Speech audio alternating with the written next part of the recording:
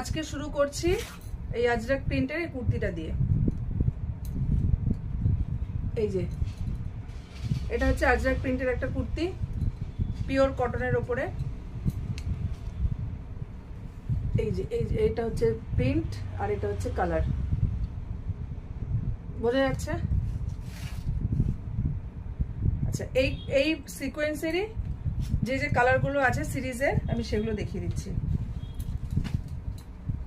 1 number 2 হচ্ছে yellow,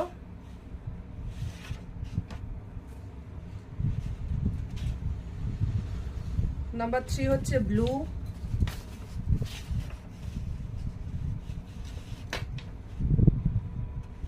প্রিন্টটা বোঝা যাচ্ছে, কালারটাও আশা করি বোঝা যাচ্ছে। Blue pure আজরাকের